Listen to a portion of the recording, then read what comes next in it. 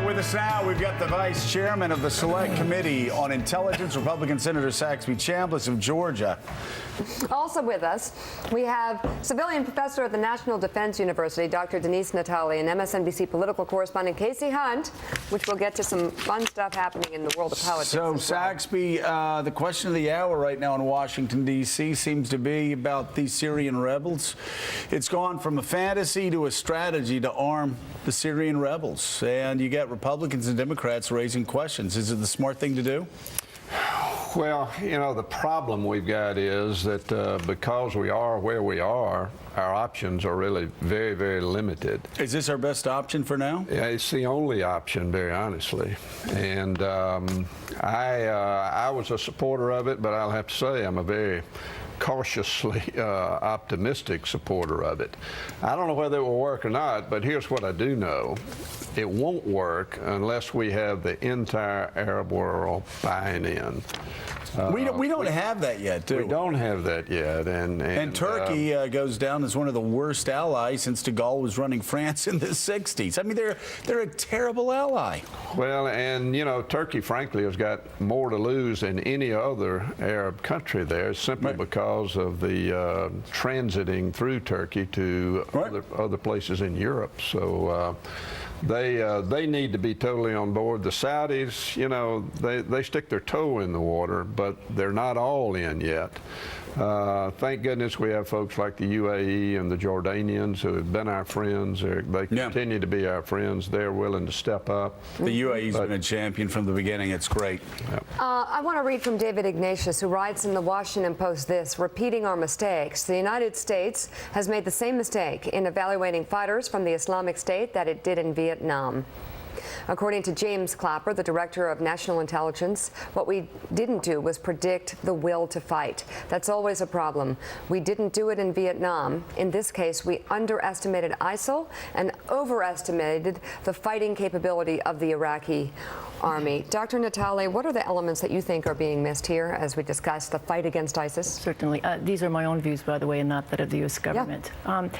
One of the important things I think we're missing is how deeply embedded this is in the local population as well, and that the fact that the arena in Syria is different than the arena in Iraq, although there are foreign fighters as well. 2/3 of the foreign fighters, for example, are in Syria.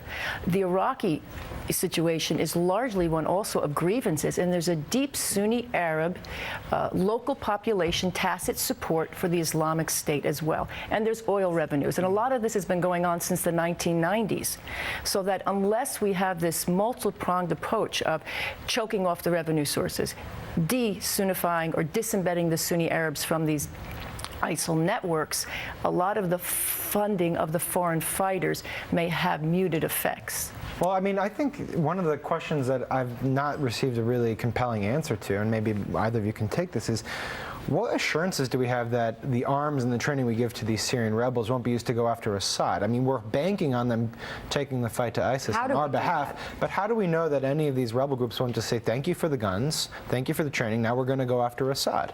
You have no guarantee of that, and there's no way you can be 100% certain that that's going to happen. In fact, I would guess you're going to have to assume that some of those folks that we train will ultimately be flipped to another group, maybe ISIS or maybe somebody else. So we just send the money anyway? And it's like 500 million here, 500 million there? That's why I said earlier, our options are just so limited because of where we are. Yeah. It also depends who we're sending the weapons to. So you have the Free Syrian Army, and there's been some fuzzy moving around between Nusrat, perhaps ISIL. Then you have these Kurdish rebel forces, which are very sensitive to Turkey, and they have been fighting ISIL for the last 2 years. Do you want weapons in the hands of the PKK or the PYD in Syria, who are at the same time effectively fighting ISIL?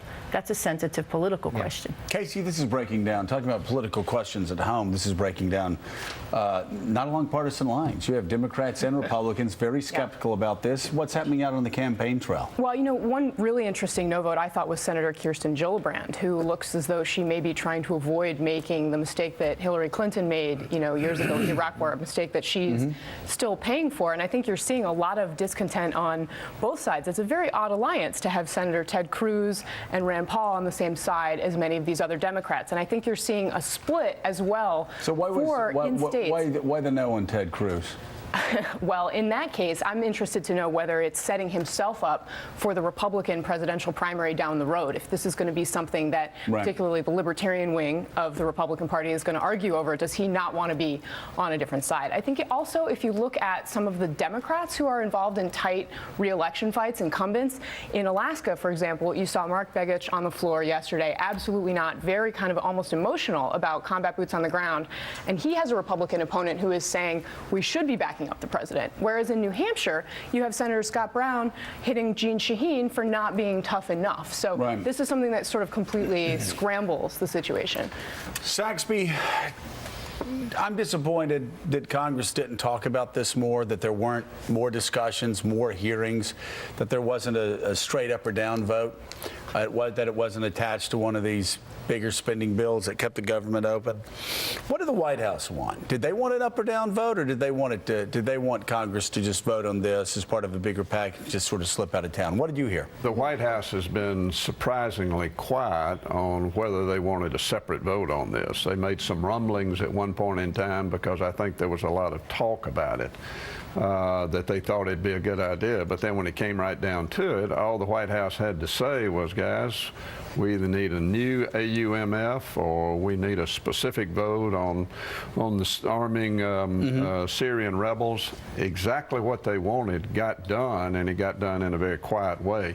Fact of the matter is, we should have had more debate. We should have had more debate, but that actually would have protected Democrats, right? By not having the up or down vote. Yeah, exactly. I mean, that's exactly why. Do you think we'll have a new authors? Oh, sorry. Go ahead. Go ahead, real quick. Senator, there have been some reports that Americans in Syrian hands have been treated worse because of some of what happened in Guantanamo Bay, other issues with Americans and how we've dealt with detainees. You are preparing, your committee is working on with the White House redactions of this report on torture. How do you think releasing that report, Senator Feinstein says she wants to do it this month, will impact what's going on now in our fight against ISIS? Well, it's not a report on torture. It's a report on the detention and interrogation program that was put in place after the attack of 9/11.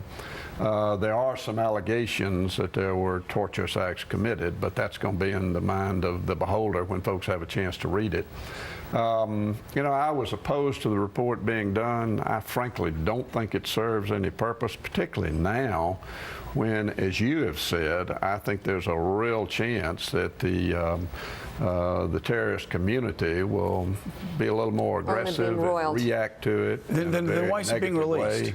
Why is it being released right now?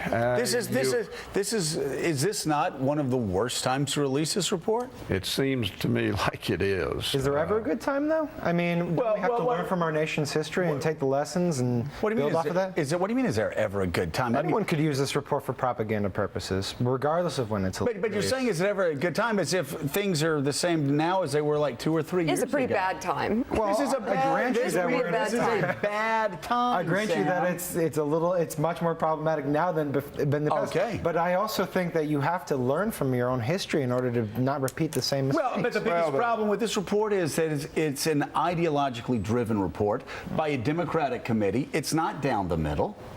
And we're not getting the other side of the report. The other side of the report that actually shows, well, I'm going to say some things that Saxby can't say because the Intel Committee is supposed to be more down the middle. But the fact is, Republicans should put out a report, I think, Saxby, that talks about all the things that actually have come out of some of the interrogations post 9/11. Yeah, we do have a minority report that, when it comes out, obviously I encourage everybody to read. Plus, you're going to have every director of the CIA during this period of time under whichever president say that there was significant substantive facts that came out of the interrogation process. Right. That led to the disruption and interruption of terrorist plots. So that's the theory, the underlying theory on the other side, that no meaningful information was gleaned. That's simply wrong. That's just not All true. right, Senator Saxby, Chambliss, we have to leave it there. And Dr. Denise Natali, thank you so much for coming in. Casey Hunt, stay with us. She's clearly got more questions coming up.